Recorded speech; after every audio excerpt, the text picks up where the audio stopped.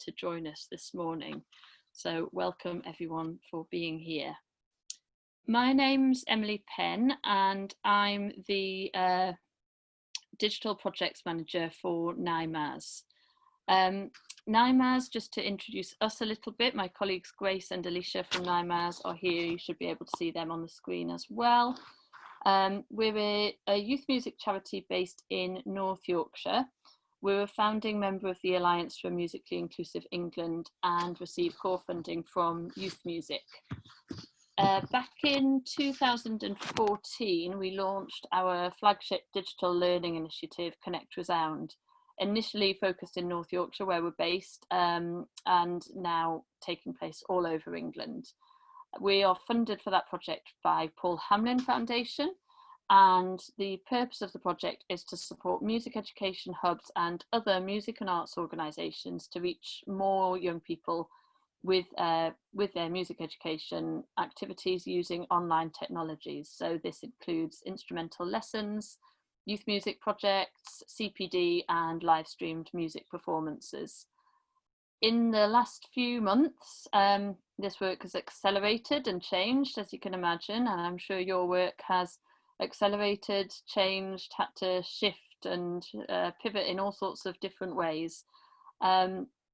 And as a response to what's been going on, we've been trying to find ways to bring the sector together to share knowledge and experiences about delivering online music activities.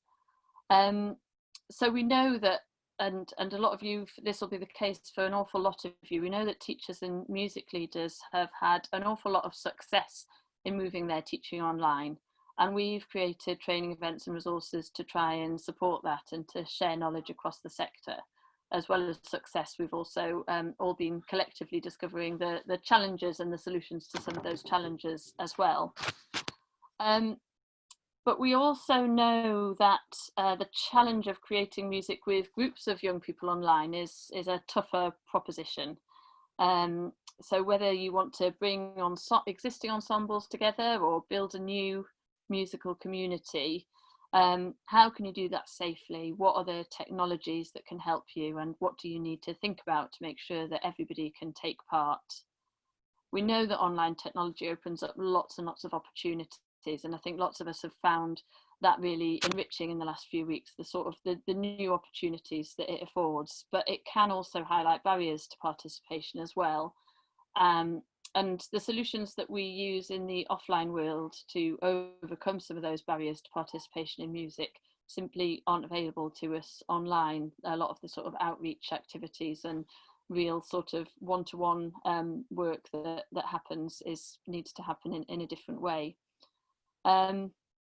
So I was really delighted to be able to bring together the music education professionals that we have here this morning, who've been working through a lot of these issues and processes over the last few weeks and months to talk about what their experiences have been. And between them, they're going to be able to give you lots of ideas, lots of food for thought and inspiration. And in turn, we're really keen to hear from you in the Q&A section about what has and hasn't worked for you when you've been planning and thinking about projects like this. So our panellists this morning, and I'll just ask each of them to give you a wave as I introduce them all, are Sarah Jones, the Education Programme Manager at English Folk Dance and Song Society, Abigail de Moray, Music and Education Technology Professional with a great many strings to her bow, but today she's talking about the work she did with West Midlands Music, and Heather Chandler and Laurie Thomas from Live Music Wales, who are going to be talking about their soundtracks project. We were going to also be joined by their colleague Claire, and I think it's an illustration of some of the challenges that we're all facing at the minute, that Claire has had to go on furlough and she's asked Heather and Laurie to step in and talk about their project. So a huge thanks for them doing that at short notice, and it's just another example of the way that we're having to sort of make changes in a quite last minute way and all have to be quite responsive to what's going on. And each of these projects had to consider a really fast changing landscape in response to COVID-19 and at different stages of the lockdown. So Abigail's going to be talking about her project that took place right at the beginning and what decisions they had to make. And Sarah as well was early on in the timeline project, whereas Heather and Laurie are going to be talking about how they've adapted a planned project and what they're going to be doing to ensure people can participate online in something that was planned to be an offline activity. The sizes and makeup of the groups that each project works with vary a lot, and the models of delivery are really diverse as well. So our hope is that across the 3 projects, we can get a really full and in-depth understanding of the range of approaches and skills that we all need to think about when delivering online music activities for groups of young people. We're going to hear from each project in turn, and there'll be plenty of time for you to ask the panelist questions and for us to have a collective discussion about the issues, challenges and solutions involved in this work. And I think for those of you who are delivering to schools, and I know that'll be a lot of you, I think some of the sort of blended solutions that we might hear about this morning might be particularly interesting, because I think it's becoming clearer that for any kind of education from September onwards, we're probably going to be looking at sort of a blended on and offline model. So that'll be probably something that would be useful to explore in the chat. So enough from me. I will disappear shortly and hand over the screen to Sarah Jones. No, I won't. I'll stay here, sorry. But I'll hand over the reins to Sarah Jones, who's going to talk to us about her experience of delivering the National Youth Folk Ensemble residential online and the huge range of activities that, that they did there with that group. So welcome, Sarah. We'll just get you switched on. Thank you very much, Emily. Hi, everybody. So as Emily said, I'm Sarah from the English Folk Dance and Song Society. Really delighted to be here this morning to talk about our National Youth Folk Ensemble online course that we did at the start of April.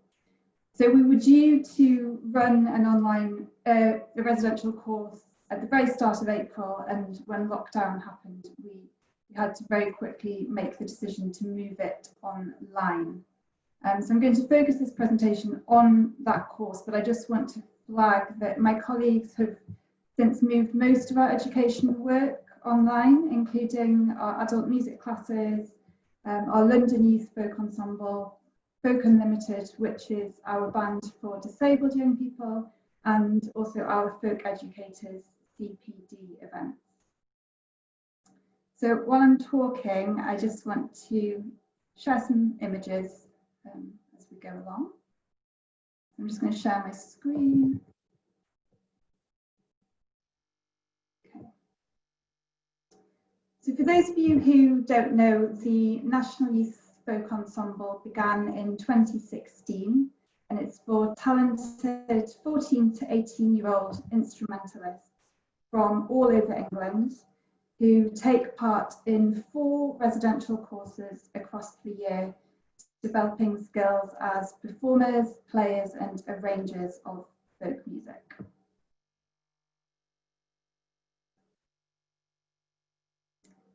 So our community of young musicians, pastoral staff and music leaders had already spent 2 residential courses together in October and February. So it felt really important that in April we could still meet, make music together and be connected during lockdown and really keep our young people engaged. So one of the characteristics of our folk tutors is their flexibility and their creative in the moment thinking, and the whole team pulled together really quickly to learn the technology and come up with ideas. And there was a really positive can-do attitude to making something happen in quite a short space of time. So I'll just talk through some of the ideas that we used that week. We did most of the activities on Zoom. We met every morning on Zoom for group warm-ups and to set creative tasks for the day. We decided to use one centralised account And by using one virtual space with the different breakout rooms, we could still maintain a sense of being together each day. We decided this was a good opportunity to focus on the young musicians' individual skills development. So we used Zoom to give one-to-one lessons to each ensemble member. And we also found ways to use it for group music making, with the tutor playing and keeping everybody else on mute. And it turns out that our folk musicians' method of learning and playing by ear, so the tutor playing and the young person playing back, repeating, can be easily adapted to online platforms. Zoom is also good for sharing videos and audio and other resources while teaching, which really supports participants' different ways of learning. And of course, as many of you will be aware of, the main challenge is for the group playing together. So we got around this by playing live tracks that the ensemble had previously recorded over Zoom, and then everybody could play along whilst muted. So that's the photograph that you can see here. So using gallery view, it really gives a sense of playing together. So we know that Zoom can't do everything, so we used a mix of platforms throughout the week. And we also didn't want everybody to be tied to Zoom the whole time. We thought it was important to give the young people some time away from their screens and some time for independent learning and a bit of flexibility throughout the week. So our artistic director asked the tutors to create workshop videos on a variety of topics for the young people to work through in their own time. One of the things to say is that since lockdown, our team of tutors have gone through a process of adapting their teaching, upskilling and gaining confidence in using this technology, and also buying new equipment. So some have invested in new computers, in recording equipment and editing software to make online education more feasible now and for the future. One of the features of our National Youth Folk Ensemble courses is we encourage the young musicians to unearth traditional tunes by finding tunes in manuscripts and really breathing new life into them. They might find repertoire from hundreds of years ago, and through a process of interpretation, the young musicians now play these tunes that has meaning for them now. And we're really fortunate at the English Folk Dance and Song Society to have access to the Vaughan Williams Memorial Library, which is England's national folk music and dance archive, and an essential resource for anybody interested in the folk arts. And it hosts a huge free to access digital archive. And being in lockdown really gave us a chance to explore this with the young musicians a bit more. So we encouraged them to look in the historic dance and tune books, which the image of the music here is from that. And they researched, found tunes, interpreted them, and then taught them to each other. Another really important part of our residential courses is creating music together in a big circle or in small groups with lots and lots of creative input from the young musicians. So we really wanted to find a way to do creative collaborations over the internet. Our tutor, Rob Harbrand, made a tutorial about how to record music at home, and we then taught the participants how to use BandLab education, which is a music technology platform for recording, mixing and editing music. We chose this platform because it's free, it's online and it's secure, and you can set both group and individual tasks. So the task this time was for the young musicians to teach each other a folk tune over Zoom, and then to experiment and share arrangement ideas. And then they recorded and layered their parts into BandLab education. And they created 4 new pieces by the end of the week. We also knew that we needed to maintain a sense of fun and enjoyment and provide pastoral support as well beyond the music making. And our pastoral team and social activities are essential to this. We paid for our pastoral team to be with us online all week, and we arranged optional social activities each day, which all of the young musicians took part in. Every young musician had a 15-minute pastoral chat, and our pastoral team was on hand all week for anything else that they needed. And then we had optional activities such as nature art, photography, clog dancing, because we wanted the young people to step away from their screens and get up and move around. We also did social activities on Zoom each evening, including a quiz, meet the tutor, where our tutors came and talked about their careers as folk artists, and our ever popular listening club, which is when young musicians bring a track from their favourite genre of music to share for communal listening. So sadly, the ensemble couldn't do the performances that we planned at Cecil Sharp House and the South Bank Centre. We decided to focus on their learning experience rather than a performance outcome, but we did put out some content. We used Instagram to introduce each member with a short film of them playing, and then one of our ensemble members edited a film of them playing together virtually, which I will show you at the end in a minute. So since our residential course, the National Youth Folk Ensemble has also delivered 8 free youth folk sampler days online, introducing young musicians to folk music, perhaps for the first time. And that's been in partnership with various music hubs and arts organisations. And this gave us the opportunity to meet over 100 young people interested in folk across the country. And we're really continuing to learn from other organisations, find new methods for leading group workshops online, as well as keeping in touch with our existing community of young folk artists and supporting our folk tutors and educators.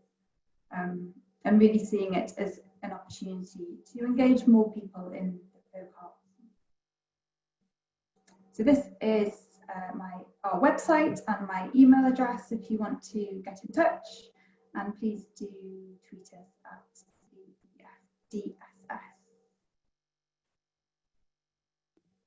Well, to finish with some youth voice, I'd like to share this film, which was recorded and edited by the young musicians themselves during our online course. It was their idea, and it's a piece of music that the ensemble had created together back in February, and it's based on a traditional tune called Ham House Cherry Garden. And the full version of this is on YouTube if you want to hear the whole thing.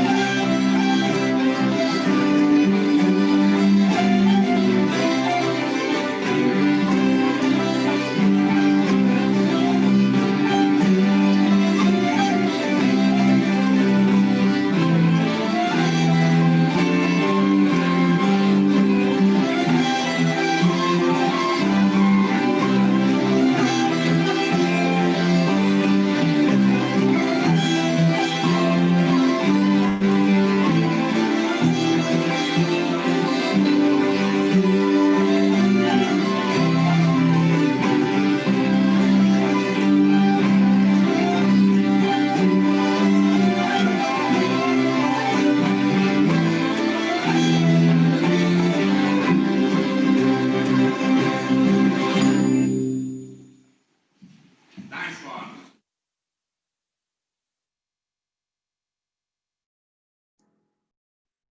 Okay, thank you very much.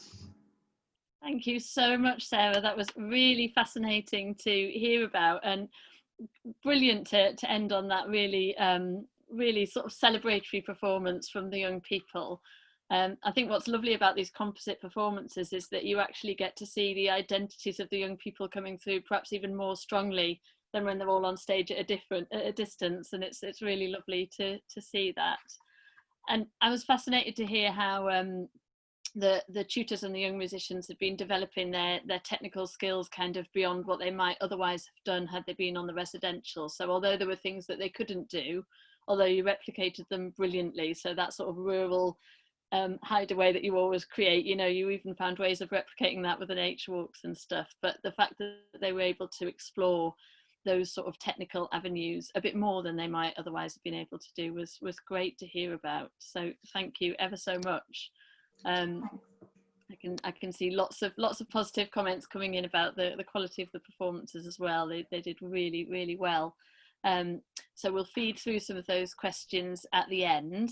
And I'd now like to hand over to Abigail de Moray to talk about the West Midlands Music Big Play, and tell us about that. I will run through all of the presentations in turn, and then we'll pull all the questions together so we can have a good collective chat about them. So hi, Abby. Hi, Emily. Thanks so much. And hello, everyone. It's so nice to, well, I can't see you, but to know that you're there. So just bear with me just while I share my screen with you.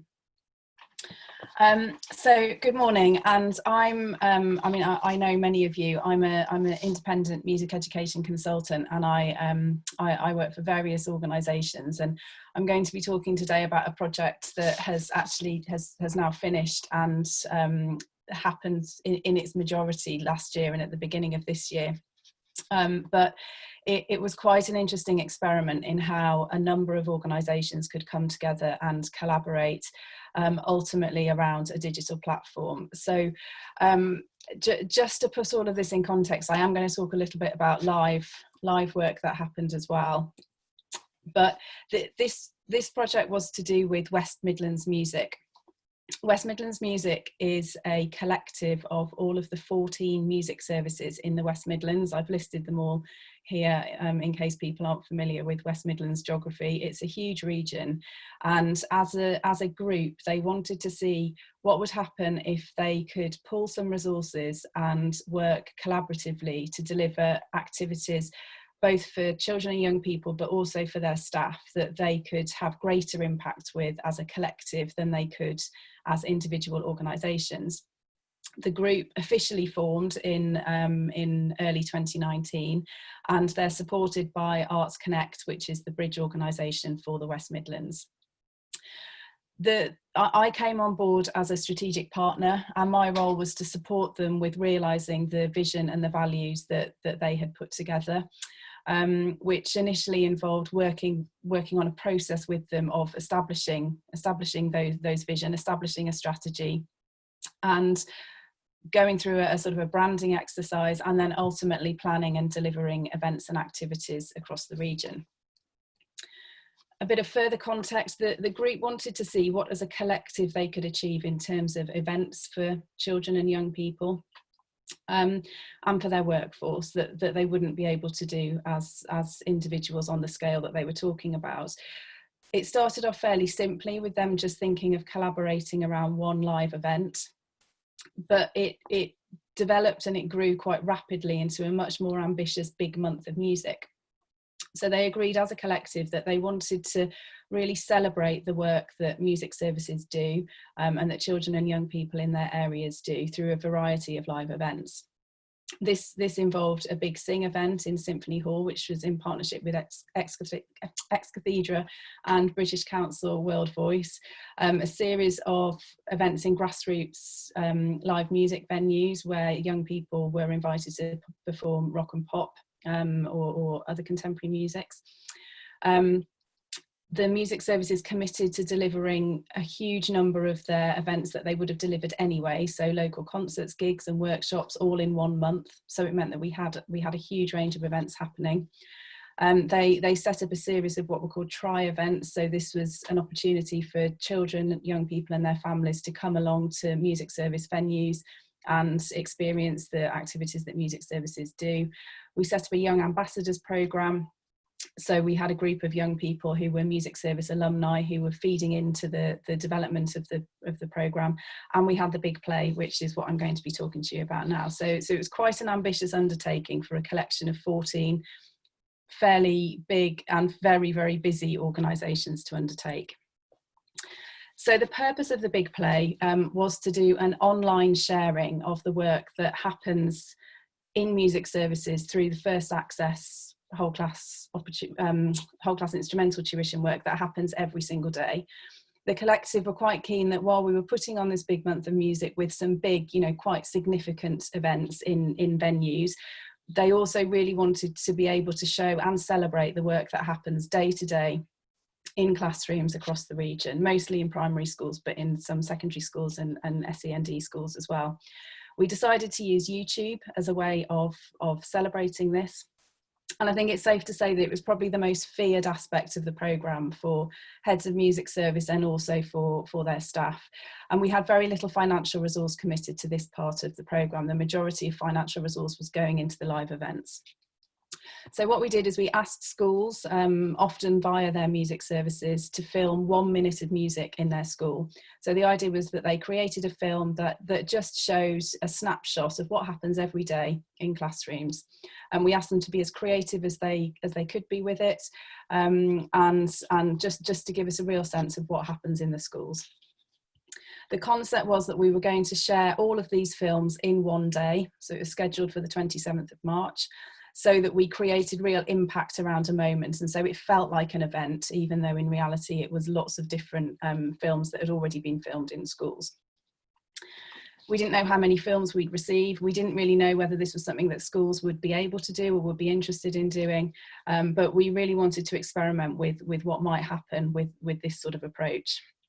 We had to very rapidly put together a series of resources for staff and some training as well. It was a huge learning curve for the majority of people who were involved. We developed training and resources around creating and editing films, safeguarding practices when sharing young people's music online, copyright, consent, ownership, how to use YouTube, how to use social media, how to set up a Twitter account, how to do all of these things. We quite rapidly had to upskill. Some music services were more advanced than others, so we really were able to concentrate our support on those who needed it most. So the big month of music was scheduled for March 2020, which without us knowing what was going to happen in that month, the pandemic obviously struck. We managed to run some events at the beginning of the month, but 110 physical events were cancelled, including the Big Sing at Birmingham Symphony Hall, which incurred us, quite significant financial losses. Schools closed the week before the big play, so the big play ended up becoming our flagship event for the month, even though it was always slightly the underdog as we were developing through the process. In terms of what it looked like, we had 168 1-minute of music films sent to us by schools across the region. We pre-uploaded them to YouTube 2 weeks before the event. And we scheduled films to be released every 2 to 3 minutes during the day on the 27th of March, profiling them in real time on Twitter and on Facebook. Everything was pre-scheduled so that it meant that on the day we were just watching it roll. It was kind of like, it was like watching a big premiere. We built a lot of momentum in the fortnight before on social media, particularly around what was happening. It felt like the world was falling apart, but we were actually able to say, we've got this, we've got something to share, and it's coming on the 27th of March. We tagged in schools, we tagged in local organisations. We let schools know the precise minute that their 1-minute film was going to be released on the day so that they could build a sense of momentum in their school communities, which by that point were fairly dispersed. The actual day was a huge day of celebration and support for each other. Schools, young people, music services, organisations were sharing and positively commenting, watching the films, and enjoying the everyday music making that happened in normal circumstances across the region. It goes without saying it was actually quite an emotional day. It marked a particularly fragile moment by filling our screens with music, knowing that we didn't know when this sort of music making would be, and still don't know when that sort of music making will be possible in schools again. We set up a Zoom meeting back in the days when people didn't know what Zoom was. Can you imagine that? And we were streaming the films as they were being released, and we had a group of up to 30 at any one time, staff from music services from across the West Midlands dipping in, chatting, sharing, commenting, analysing the films.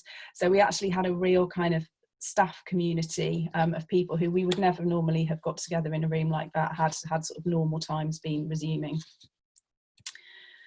In terms of outcomes, we had a whole evaluation framework set up for the big month of music, which unfortunately a lot of we couldn't do, particularly gathering views from children and young people, because at the point at which we needed to do that, the schools had all closed. But certainly feedback from schools and from teachers that we were able to get talked about how it really enabled young people to feel like they were part of something much bigger. And, you know, seeing Sarah's presentation and various other online activities that we're seeing, you know, these young people in schools, for many of them, weren't aware that they were necessarily part of the West Midlands. So for them to see that their film was part of this huge tapestry of films from across the region was a really positive experience. They all received stickers and posters before lockdown, and it gave them a real sort of sense of ownership of being part of something, and that music was valued. We were showing them that their music, even if it was playing a few notes on a violin or a couple of notes on a recorder, was the start of a really important musical journey for them, and that we as a collective were really valuing that. However, it was actually the outcomes on workforce that I think were perhaps most significant and possibly more unexpected. We went through this really rapid period of upskilling staff in a way that we've seen, you know, over the last few months, people doing as well. You know, in terms of how you make a film, how you use mobile devices to make films, how you edit, how you present to a camera, your IT skills, social media. And just a sort of a general awareness of how you behave in front of a camera when you're recording. It also really enabled staff to see how others worked. It gave a snapshot into 168 music lessons. So as a piece of reflective practice, it was a really great way of tutors being able to share in quite a safe space, you know, ideas around teaching and learning. In terms of the key things that we learnt as an outcome of this process, it really showed the possibilities of digital for a collaborative effort between a group of organisations who were all quite different, you know, very similar visions, values, but they're all working in really quite different circumstances, different sizes, different locations, with different types of groups of young people. But the digital platform and the use of an event around it really did bring people together. Doing big events in Symphony Hall is brilliant but costly and only reaches a small number of young people. If that event had gone ahead, we would have only reached 800 young people. The big play reached 20,000. It's a scale that is unimaginable in a live event.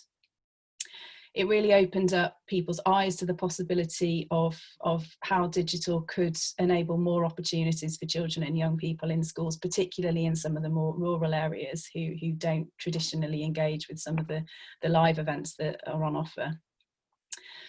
Particularly interesting for me was this point around enabling honest conversations around quality. A key aim of this collective of West Midlands Music is to really develop what a quality music education means, and to all agree on that and to all act on that. So the big play actually gave a real opportunity to have some quite honest conversations about what quality means in teaching and learning music. In reality, the quality of both the films and the content was very, very variable. This was about process, it wasn't so much about product. We weren't putting in enough to expect that every film would be of a particular standard. Our quality control was much more just around checking that there wasn't anything inoffensive or inappropriate in the films, and that you know they were you could actually view them, because some were sent in and they didn't work at all. We weren't checking quality in terms of what was actually happening in the lessons. So it actually led to some in some cases quite uncomfortable conversations between the group around what quality actually means and what we do when the quality isn't there. Which will now become a real key point of how the collective moves forward. And if the big play runs again, which we're all hopeful that it will, there will be much more focus on the quality of what's happening in the classrooms. So it's been a really positive yet slightly uncomfortable step around that.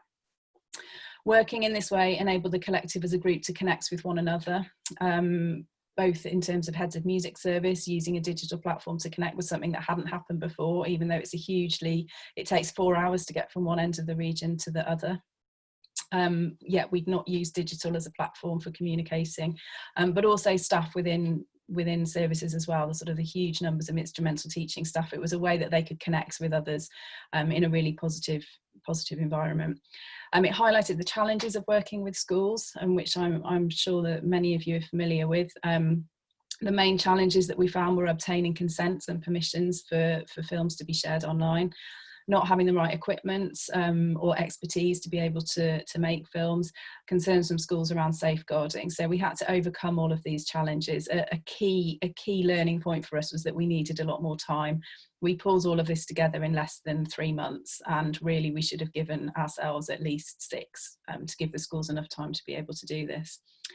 But I think perhaps, the most significant and completely unexpected outcome was that it really prepared staff and heads of service for the environment in which they're now working.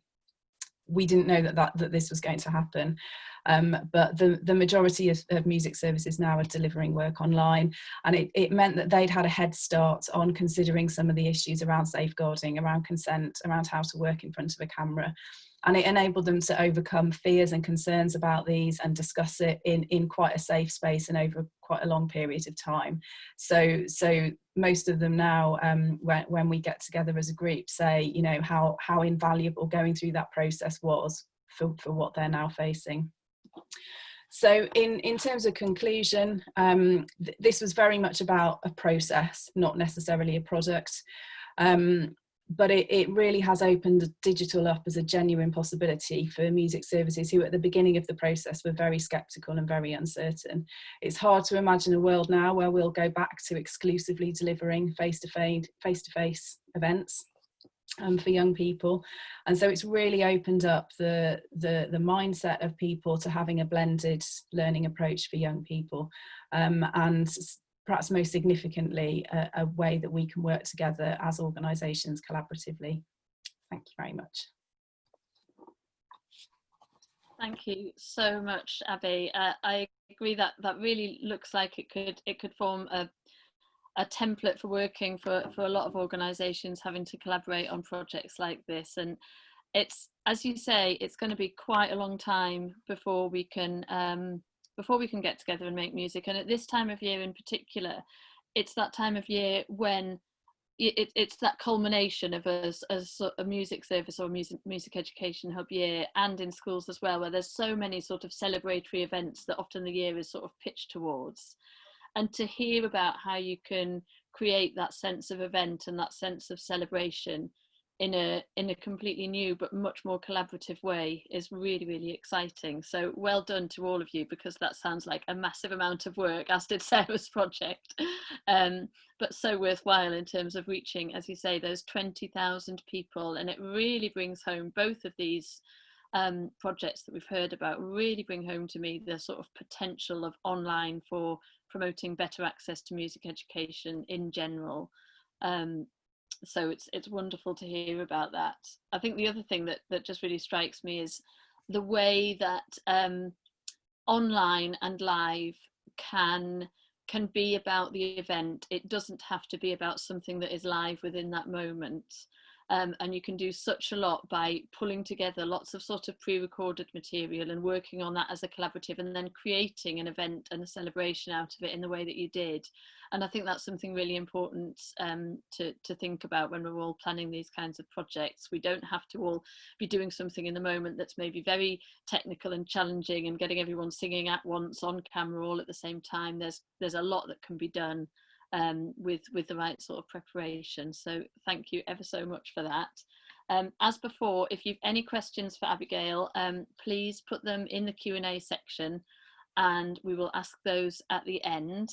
I'm going to now welcome our third panellists, Heather and Lowry, and they're going to talk about a project that is just in its very early stages. So we've heard about two that had to pivot at the beginning of the lockdown to do something a bit different. Heather and Lowry, I think you're talking about a project that was well advanced in terms of the planning, just about to start, and now you've had to make some changes and you're at the beginning of sorting the delivery. So I'll hand over to you guys. Welcome. Okay, I'm going to do my best to present this project. I'm here on behalf of my branch director, Claire Cressy. She's actually on furlough at the moment, so was unable to give this presentation herself. I don't know a lot about this project, but fortunately she has provided me with a slideshow, which I am just going to read. So sorry, my presenting skills aren't as good as everybody else's.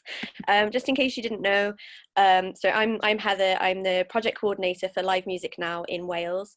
Live Music Now is the UK's leading musicians development and outreach charity. We provide high quality music experiences for people with limited access to the arts due to disability, illness or social disadvantage. And our two key areas are health and wellbeing, particularly older people living with dementia and children and young people with special educational needs and disabilities.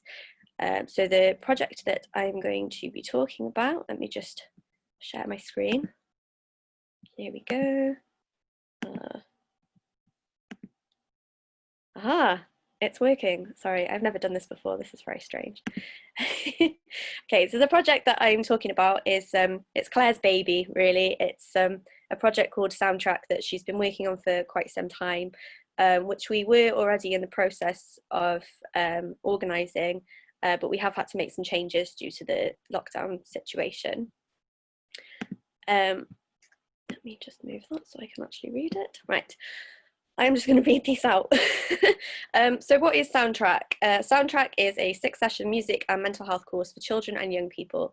The aims of the project are to use music as a tool to explore mental health challenges for young people, to provide them with a range of music-related tools for self-care after the project, for example, journaling, songwriting, drumming, and Spotify playlists, to have consistent and accessible language to talk about mental health, and to ensure children and young people know how and who to ask for help and support if they need it. So we have already done a live pilot project, which will run in 2 schools in Cardiff in January to March last year, led by Live Music Now professional musicians, including Lowry, who will be able to answer more questions at the end. The 6 sessions covered a different subject area each week, which impacts the mental health of children and young people. A mixture of live music, music videos, Spotify playlists, and creative skills were used to explore each theme. The first of which was music in mind, or music's connection to mental health. The second was rhythm of life, relationships and family. The third was tune in and plug out, which was to do with social media. 4 was covers and covers, which was about beauty and appearance.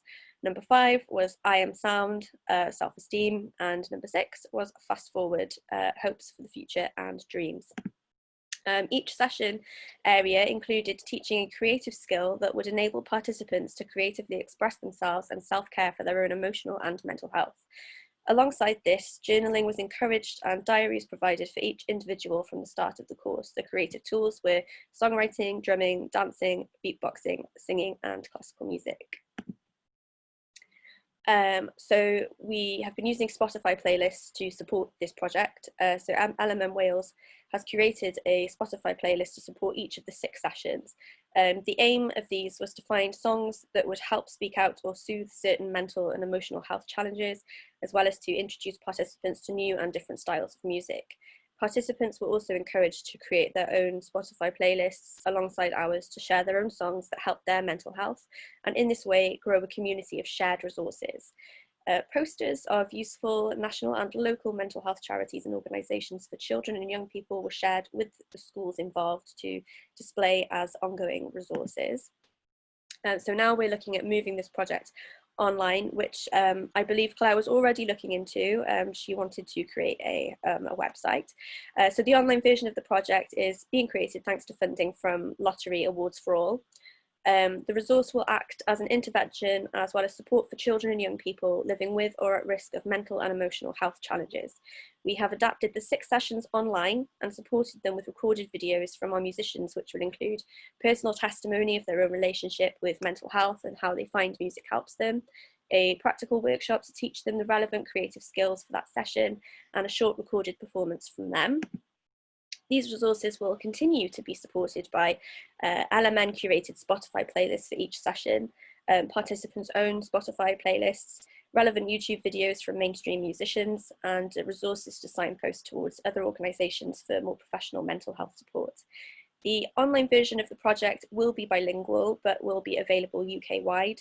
It can be accessed by individuals at home, where they can follow all or some of the sessions, as well as used as a resource to deliver the sessions directly by teachers and youth workers with or without live music support from Live Music Now musicians. I believe that's it. So I'm going to stop sharing my screen. Wow, that's fascinating. I can't believe that you can actually do that. Yeah, so as I say, I don't know a lot about this project because I wasn't involved with it. I think at the time I was organising my own baby project. But Laurie here was involved with the live project. Have you got anything to add, Laurie? Yeah, it was a really interesting project. I don't have a huge experience in training for mental health, so it was definitely a learning experience for me, as well as all the young people I was working with. I went into 2 different schools, one T Gwyn and also the Court School. T Gwyn is a behavioural school, so this had its own challenges. So we worked very individually with the children and young people. In the first session, we took it very slow. We talked about how music can help express difficult emotions, how music makes you feel, how it can help you to relax and calm, especially with some children who have behavioural difficulties, creating a space in which they feel like they can be calm and bring forth any ideas or emotions that they have, and also to feel like they had the support that they needed to be able to go to someone that they trusted and be able to speak about how they feel as well. It was divided into 6 areas, like Heather said: music in the mind, rhythm of life, tune in, plug out, covers and covers, I am sound, and fast forward. And all of these were based on either social media, self-esteem, hopes and fears for the future, appearances, and how the media at the moment is, makes everyone look as beautiful as possible, and how it's okay to not feel okay inside, and that social media is a reflection of the outside of what you want to portray and not the inside. And we explained how in classical music, the sound you're hearing can be very beautiful, but inside the musician is working very hard and pedaling very fast underneath. So it was very exciting. In the Court School, we did this in a different way. Children and young people had much more special educational needs, and so a lot of the worksheets that we used in the first session was difficult because they got very stressed almost in having to choose the colour in which pen they'd use to fill out the worksheet. So we had to simplify this a lot then, and kind of work with them in how they wanted to tailor the sessions, listening to the Spotify playlists, choosing a different soundtrack from each playlist each time, and making up creative stories and sharing experiences. And that was great to work with the staff as well in something like that. Staff was crucial to support the young people in how they wanted to express themselves, especially with children with speech and language communication disabilities. So it was a fantastic project. And now in this transition to online, we aim to create 3 short videos. So I think there's about 8 or 9 different musicians creating these videos to send and share on a website. And with this, we'll cover social media, practical workshops and creative skills, and also performance around classical music and how this can have a positive impact on mental health. And there's percussionists, there's singer-songwriters. I'm a classical violist. I trained at the Royal College of Music in London and also at the Royal Welsh College of Music and Drama. So my background is purely performance classical based. So this has been a learning curve for me as a musician as well. And also at a time where all of my performing work has come to an end for the time being, it's great to be able to create and make new content to reach people that need it the most. Thank you, Lowry. You've saved me there, I think. Thank you both so much. From both of you, I think we've got a really, really clear picture of the project. So thank you very, very much. I think it's fascinating to hear how integral online media was as a subject matter and as a partial delivery mechanism, even when this was an offline project, if you like. So the fact that you were talking about social media such a lot with the young people, the fact that you'd integrated Spotify playlists and things like that into the delivery already, kind of shows you know, how much young people's lives are already online, and that I think makes them such a natural constituency for when we're moving more of it online. And obviously you had a really well structured project, and it's really interesting to hear how that structure has translated to the sort of online model. And it sounds very, very sort of sensible in the way that that's been done, and that there's very sort of clear, you know, it's clearly structured. So that sounds brilliant. Do either of you know? I'm aware that this isn't either of your baby, but you're both obviously involved. Do you know what the plans for recruiting young people and engaging with them are now that the project is online, or is that something we can find out from Claire later? I think that's probably going to be something that Claire decides on later. I haven't talked to her about it much. I know that she's just commissioned somebody to start working on the website, and we have created the Spotify playlists already. But as far as I'm aware, she hasn't mentioned anything about recruitment yet.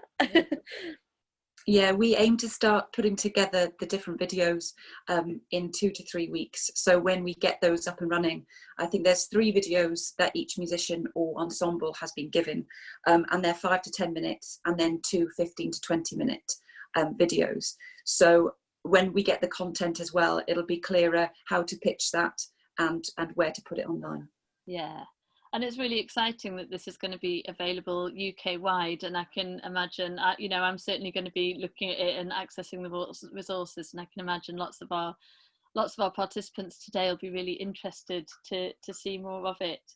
I think another theme that came through really strongly from your project and from the other project is that how music projects in general, and also when we put them online and have to engage people in a different way, how the staff get involved in music activities in a way that they maybe wouldn't have done beforehand. I've seen that happening with lessons and ensembles as well. There's that more engagement from staff and parents and carers in a different way for when you're sort of looking at an online setting. So that was really great to hear about. I'm going to now ask all of our panelists to switch their audio and video back on. Thank you all again so much. You'll have seen, those of you who've looked at the chat and the Q&A, that people have been really inspired and loved hearing about your project. So thank you for that. And thank you to those of you who are watching and who are sending in your questions for the panelists. And please keep doing that. And we will continue to, we'll start asking you some of the questions. So I'm just going to run through the ones that we've got coming through already. Unsurprisingly, we've got some questions about process, and quite a lot of questions about playing together and putting together some of the sort of ensemble performances and things like that. So just to start off with, either or both Sarah and Abigail, you've both been involved in helping to create some of these composite and ensemble performances, I think. Or Sarah, you said that actually one of the young people either had or developed the skills to do that. And I know it's something that there's sort of increasing interest in, and there's information out there and information that we can share about that. But is there anything that you can tell us about the software that was used, or the sort of process that you used to do that, or that young people used? If not, don't worry, I can talk a little bit about how we're doing it here. So for the National Youth Folk Ensemble, it was actually the young people that wanted to do this themselves. So they went ahead, and we encouraged them, but it was through that week, one of the young people coordinated all of the young people to film videos just using their phones. Then they sent them over, and I think I'm not sure what video editing software she used, but she mixed all the music in Logic, and she already had quite a lot of that expertise from her courses that she was doing, I believe, in her A-levels. Right. And then they presented it to us at the end of the week, and we were delighted, so we shared it widely. I think one of the fortunate positions that we were in was that we had done a live performance back in February, and we'd recorded that, so we had these guide tracks that the young people could then use to play along to. Great, thank you.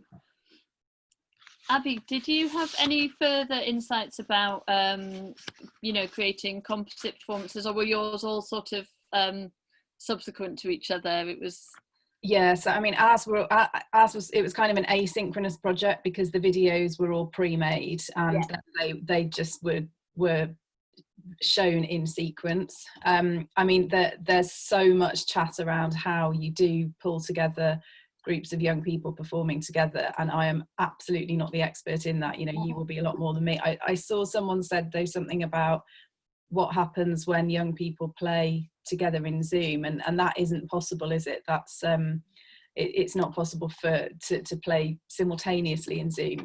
We know that, but yeah, ours was a sort of a simultaneous presentation of films. Right.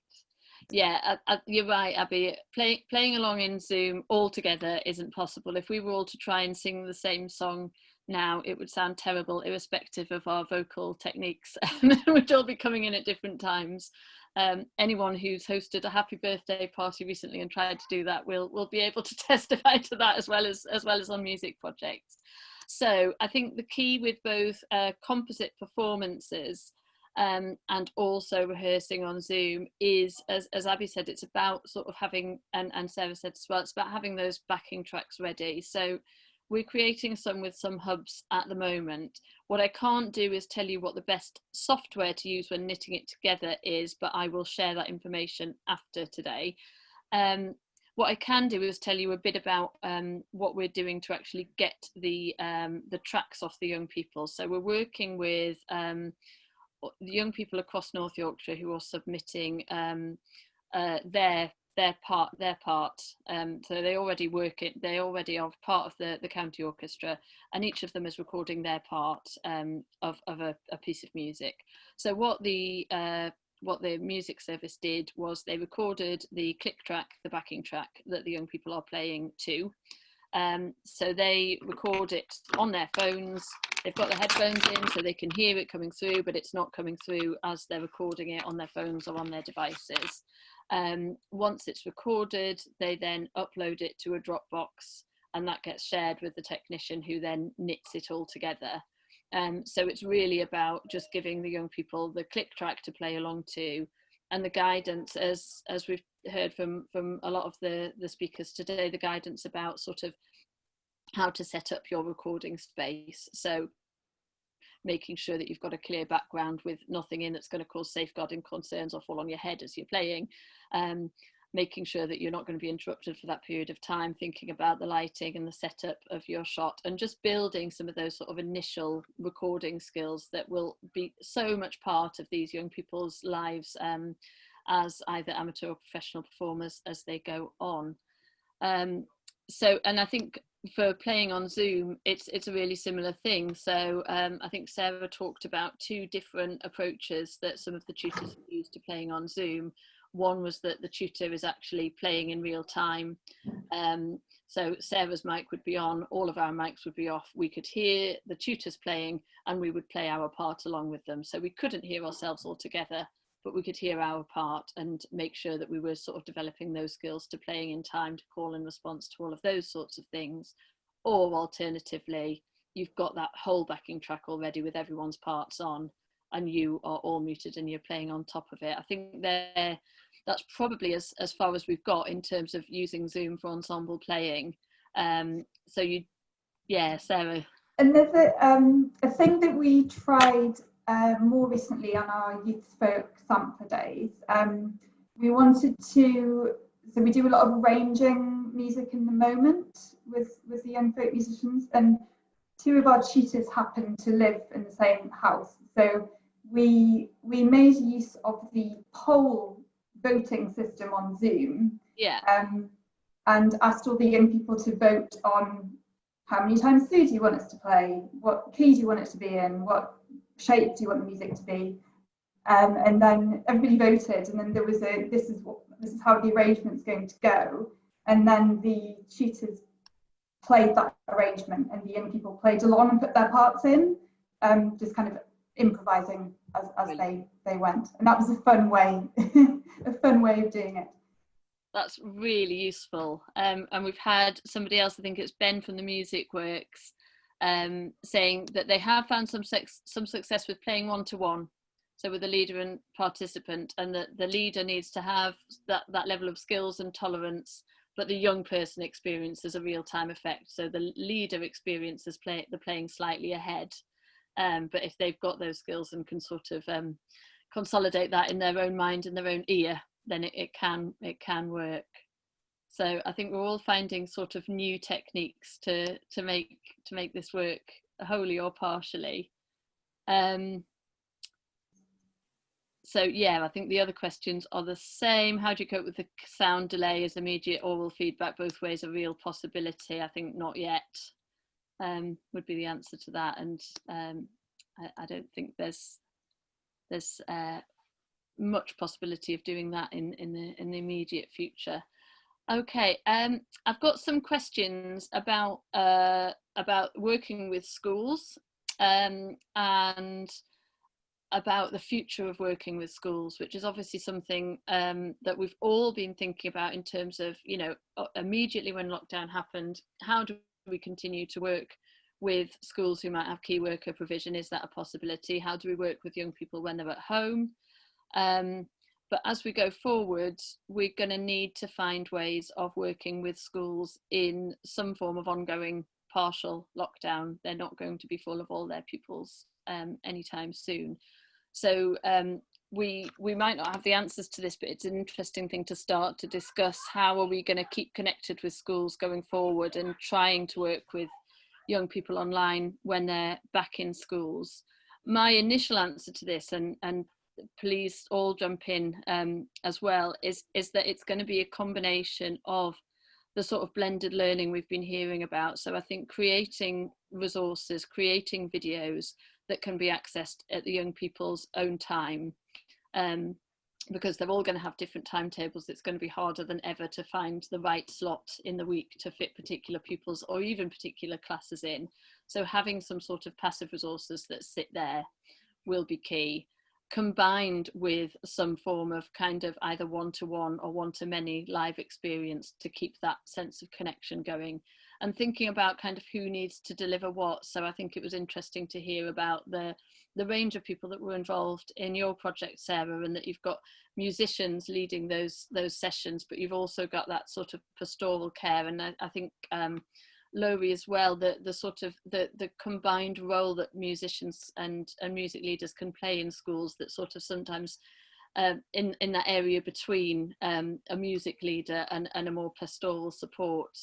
So there might be sort of one-to-one provision in there as well. I'll let Sarah provide a less garbled answer to that. Sorry, can you repeat the question? I think it was just about, I I leapt on you because you sort of raised your hand slightly. So sorry, I was just thinking about, the question was about how being connected with schools and trying to work online with young people online when they're back in schools. And I guess that's not your core constituency. So I suppose the question for you was about those, maybe just talking a little bit more about those different roles that some of the music professionals had on your project, so that the music leaders were maybe leading certain elements of it, and then there was that more pastoral support, which we might find we need to build in. I think this is an open question for everyone. Do we need to build that in more to our music projects, particularly at the moment when the young people have been through quite a stressful time? Still not quite a question, but yeah, no, yeah, for us it was important to have that pastoral care there. I think because the young people come together for a week at a time, and we're trying to build that sense of relationships between the young people and the staff, and because they're away from home, we're sort of looking after them. So we wanted to put that support in even while they were at home. And also quite a few of our pastoral team are also artists and dancers, and have other expertise to offer. So they were doing art with them, or dance tutorials, photography, those kinds of things. And that's just an element of what we do with them during our normal residentials as well. So it felt important to keep that going. Thank you. Chloe? Thank you, Sarah. Yeah, I think it's been a real, as a musician, I can only really speak as a musician, but I've been doing, through Live Music Now Wales, I've been doing one-to-one Zoom sessions with children with learning difficulties, and I've been paired with a child who has speech and language communication issues, and it's been a real eye-opener, because a lot of the time you're coming into their space. I've never taught them before, so we don't have any previous relationship. So I'm building a relationship with them as a violist online for the first time in their living room, and the mother's there and the students there, and it's a completely new feeling to have to create and present your music, but also you're the first person they've seen in a long time, and sometimes they just want to have a chat, and sometimes they just want to listen to music. So I think I've learned to listen a lot more, and the musicians I've spoken to about this have also done the same. If you listen, and the child will often tell you what they want to do if you give them the space and ask the questions, and happy to sit there in silence whilst they think, and then say, can we do musical statues this week? Can you play this? Can you play that? And then finding out that the child I'm paired with loves drawing. So in the next session, playing Somewhere Over the Rainbow while she drew a rainbow, and seeing if the music I was playing affects the colour she chooses and in which particular order. Then she was on yellow, and so I thought, what does that make you feel like? What does that make you think of? She said the sun, so playing You Are My Sunshine, and kind of improvising in that way. I think folk musicians are so brilliant at it because it's in their DNA to be able to improvise. But as a classical musician, that kind of skill has been developed online, because you need to improvise and think on the spot. So I think Zoom has given a lot of musicians and me the chance to experiment with sessions, and if it goes wrong, say, oh, we'll move on to something else, but to be creative online and think outside the box as well, and listen to what they want to do, because they have some brilliant ideas, mostly. 99% of the time, it's brilliant. Thank you. That's really inspiring to hear about, and I think Abby's got a follow-up as well. Yeah, so kind of following on from what Larry was saying about being creative, but also just going back to that kind of nuts and bolts point around working with schools. So I mean, I'm a completely independent consultant, so this is my view. This isn't representing the projects that I work for necessarily, but I think that we all know that it's going to be quite a long time before external musicians can go into schools, whether peripatetic teachers, whether through projects. I'm also a school governor, so I know it's probably unlikely that it's, you know, until perhaps March next year that's going to be considered. And at the moment we're in this phase where music services and you know and arts and cultural organisations are doing projects and delivery into young people's homes, but I think that there's going to be some real sort of rethinking needed when children are back in schools but musicians can't go into schools, and what that phase is going to look like. And I think that what I'm seeing quite a lot of at the moment is the kind of instrumental teaching and some of the ensemble work happening online in pretty much exactly the same way as it would have done face to face. And I just feel like this is a real opportunity to rethink what music looks like in schools with external specialists, because it's you know that's not just going back to normal, because in many cases normal worked, but in many cases it perhaps didn't. And I just think it's a real opportunity for us to consider what quality music teaching and learning in schools looks like going forward if there isn't a teacher there. And also, how does it pay? Because, you know, I think that this is all brilliant and great and we're all having fantastic creative ideas and experiences, but at the end of the day, musicians need to be paid, tutors need to be paid, music services need to be able to operate their businesses, and schools need to have an offer that will meet their needs. So that's kind of a slight ramble, and it's not an answer to the question, because I don't think any of us know what it's going to be like going back into schools or when that will happen.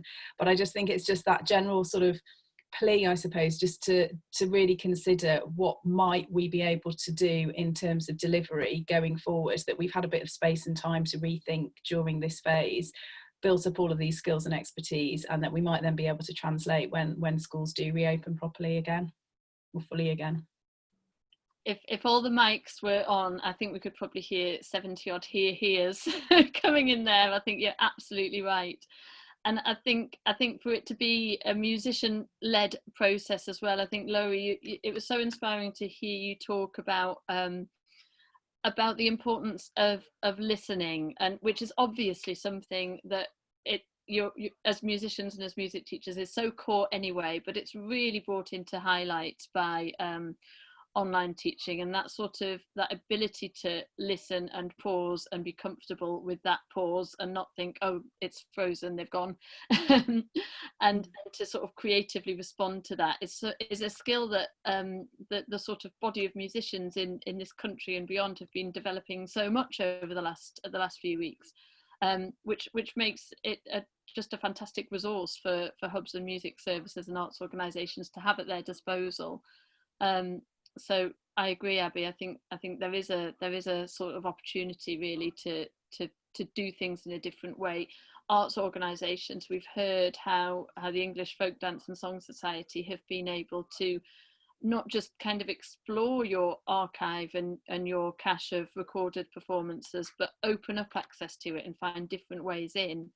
And so there's so much more content out there as well now. And how do we sort of create access to it and navigate our way through that more effectively than maybe we did before? Sarah? I think one of the benefits of being on a screen is you can bring in different resources, you can share audio, do some listening, show some videos, show some photographs, and try and contextualize the music a bit more. And my tutors really enjoyed that process of being able to share a bit more widely the different music that they might listen to and want to share with the young people. It's fascinating to hear really the way that across the three projects connections have been made, but they've just been made in different ways than they would before. And I think the connections that the tutors made with the participants in the residential, but also the connections that you were talking about, Abigail, that really brought together the hubs and the music services in a different way, but incorporated the teachers and got the schools really involved in that collaborative music project was great to hear about.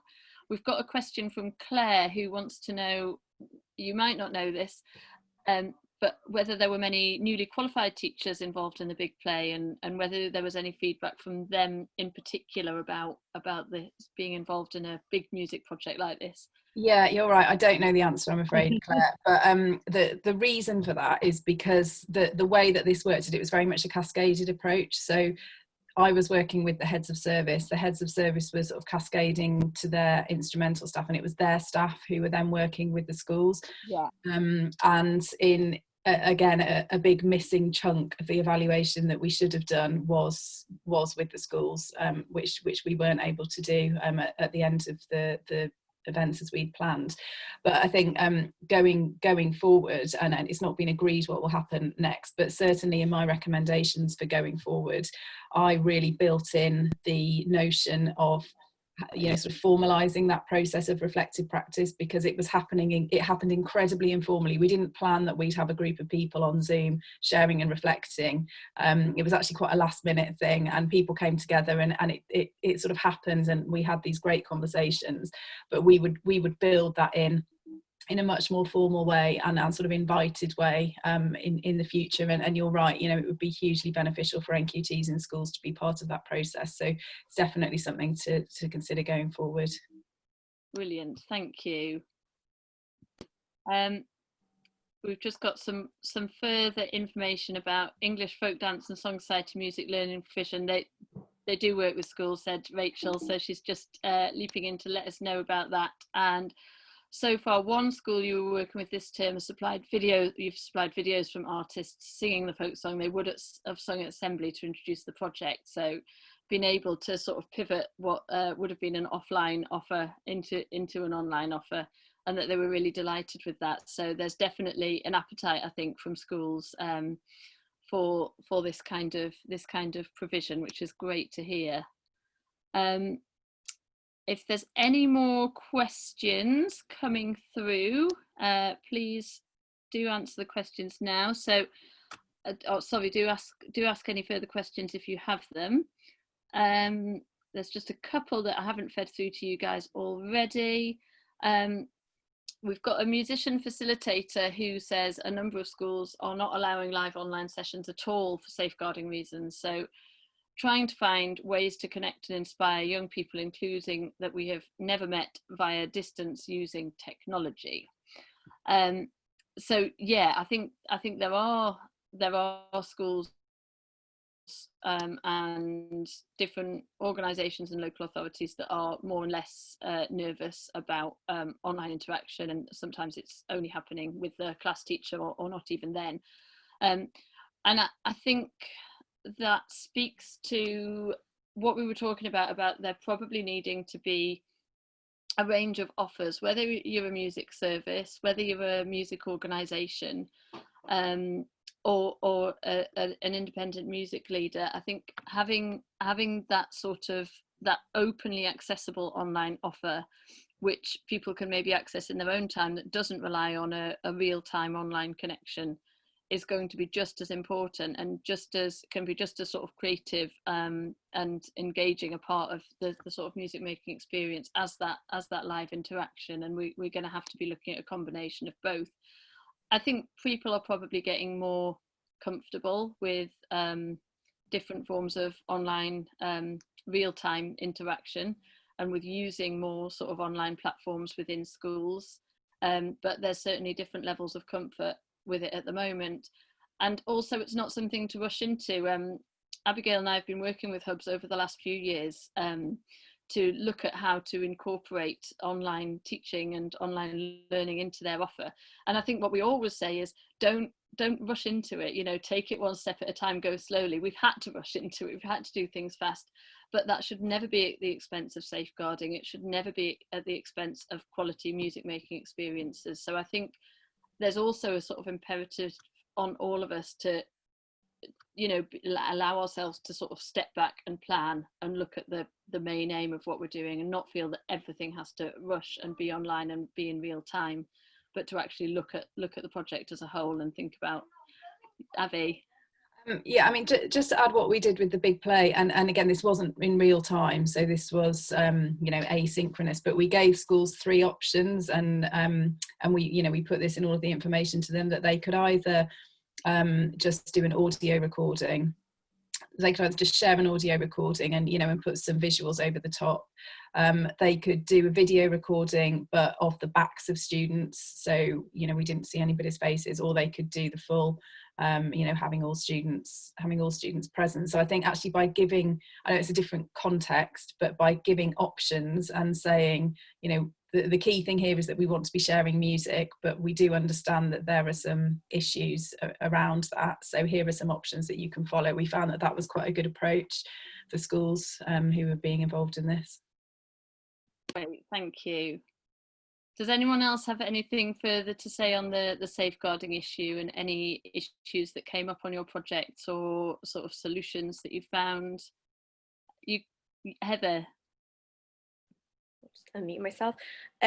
Before we started looking at moving content online, we actually released a remote readiness survey, which we sent to all of our school partners and care partners, because we weren't sure if a lot of them would actually be able to support Zoom at all, but also trying to figure out what broadband capabilities people have without making it complicated. So we had to ask them questions like, can you stream anything on Netflix?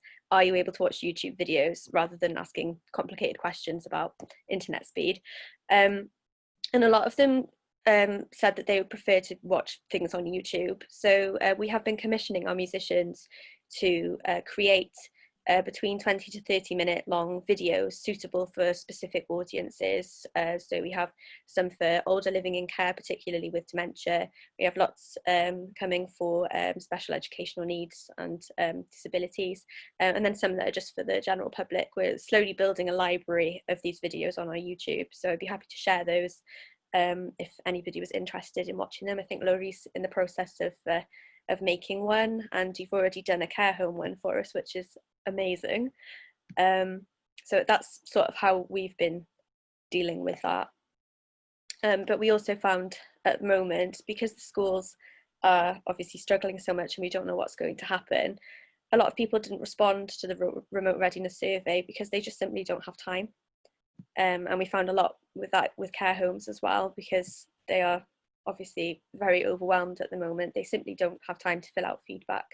So we're just putting everything out there and sending it to everyone and hoping that it reaches people somehow. Brilliant. Definitely, I think we'd all like to see those resources. So we will share links to them, Heather. They sound fantastic, and I think yeah, opening up access to that sort of material, as you say, both for schools and for the care sector and beyond, is such a real benefit of putting more work and more performances online, and can only benefit the sector. So that sounds really exciting. Thank you. I can't see any more questions coming up. Apart from a technical one, how can we access the video of this webinar when it's over? Well, we will send it out to all of you who are watching and everybody who's subscribed. So you will be able to watch it again, and if each presenter is happy, I will also share the individual slides, just in case you want to scroll through them separately.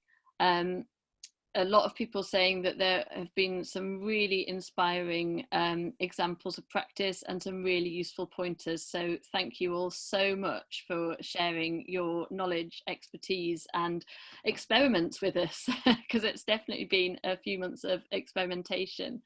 I'd like to ask everybody watching to, if you have time, to complete a survey just telling us how you found the webinar, but also really importantly, telling us what your support needs are in the next few months. So we've touched on a lot of material here. We've touched on building communities, on exploring different ways of access. We've touched on safeguarding. There's lots and lots of questions here. We've talked about quite a lot of technical issues as well, and we will be sharing more information about things like creating those composite performances, because there's obviously a demand for that. But if there are things that you really want to know more about, then do let us know about that. thank you all so much for joining us this morning, and thank you Heather, Lowry, Abby and Sarah for sharing your stories with us. They were brilliant projects to hear about, and I think it sounds like we can see different material from all of them. Abby, is the big play still online? Can we go and look at that? Yeah, if you go to YouTube and search for West Midlands Music, you'll get the channel. So yeah. That's great. So thank you all for that. We will share links to those as well as links to all of these PowerPoint presentations. I'm going to give you all 10 seconds to to add anything else in the Q&A.